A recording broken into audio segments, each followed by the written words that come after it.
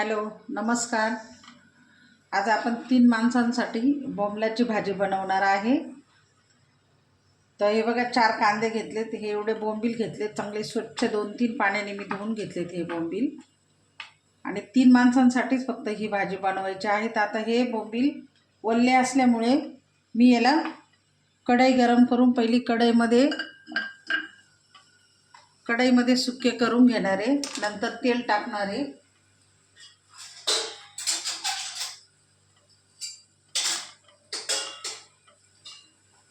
हे जेव्हा सुके होतील तेव्हा याच्यात तेल टाकून घ्यायचं.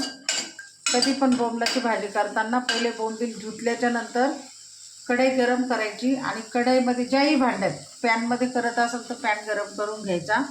हे बोंबलाचं पूर्ण पाणी सुकू द्यायचं आणि मग नंतरच तेल टाकायचं. आणि बोंबील चांगले तेलामध्ये फ्राय होईपर्यंत मग आपला कांदा कापून होतो. आणि त्याला जास्त मसाले नाही टाकायचे. आपले घरगुती मसाला जो असतो तो मसाला, हळद आणि मीठ असला, कोशिंबिरी मसाला थोडासा तर टाकायचा टेस्टसाठी. नाही टाकला तरी काही हरकत नाही. हे बघा, आता मी बोंबलामध्ये तेल टाकून घेतलंय.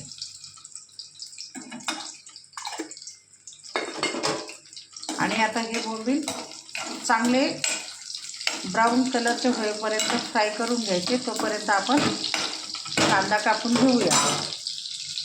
आता हे मी इथं 4 कांदे घेतले. बोंबील फ्राय होईपर्यंत कांदा कापून घेते.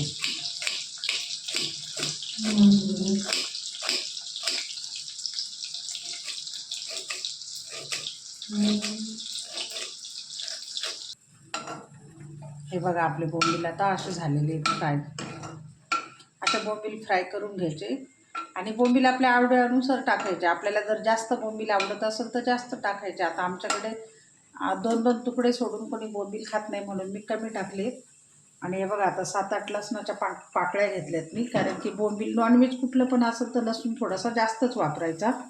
म्हणून फक्त याच्यात फोडणी मी लसणाची दिली. फक्त लसूण टाकलं याच्यात. बोंबील साईडला करून घ्यायचं. हे बघा, लसूण असा झाला, करपू नाही द्यायचं. आणि त्याच्यावर लगेचच कांदा टाकून घ्यायचा. कांदा थोडा जास्तीचा घालायचा, कारण की याच्यात आपल्याला वाटण वगैरे घालायचं नाही आहे.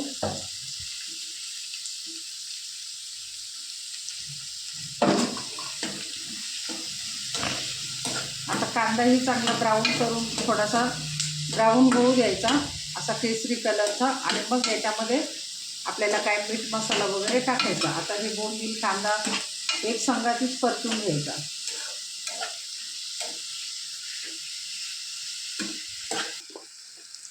आता हे बघा, असा कांदा झालेला आहे आपला.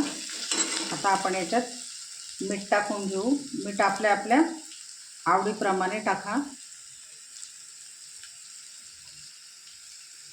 हे गेलं मीठ.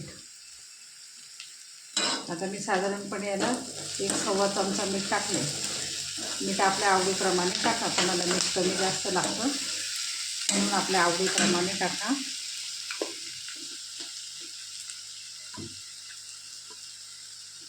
आणि ही गेली हळद.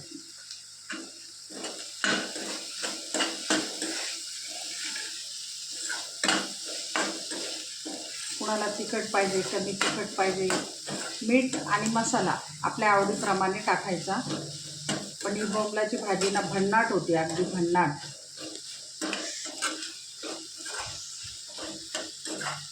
भातासोबत, बाजरी ज्वारीच्या भाकरीसोबत, चपातीसोबत चांगली लपलपीत करायची. खायला खूप सुंदर लागते. आता हळद कांद्यामध्ये मिक्स पूर्ण झाली, म्हणजे थोडक्यात तळल्या गेली ती हळद. आता आपण मसाले टाकून घेऊया. 1 चमचा, 2 चमचे, 3 चमचे आणि 4 चमचे. हा माझा घरचा मसाला आहे. वाव आई, काय बनवते? बोंबीलची भाजी. वाव, मस्त. तरी सारखी बनव. हां, तरीसारखे बनवते. कशाच्या सोबत खायची तुला? भाकरीसोबत, भातासोबत. भातासोबत खायची. आणि हा कोशिंबिरी मसाला आहे तो फक्त मी थोडासाच टाकणार आहे, अगदी थोडासा. आणि हे चांगलं असं एकजीव करून घ्यायचं.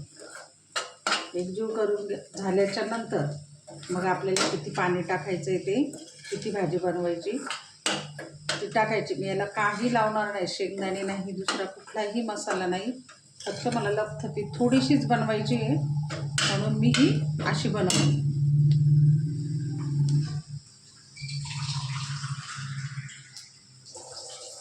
तर हे बघा, याच्यात केलं पाणी. आई तरी येईल ना? हो, तरी पण येईल, वेळ लागेल त्याला.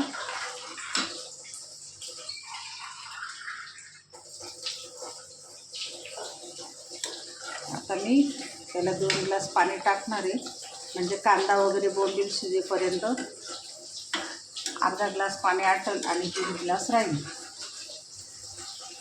हे मी छोटे 2 ग्लास पाणी टाकले.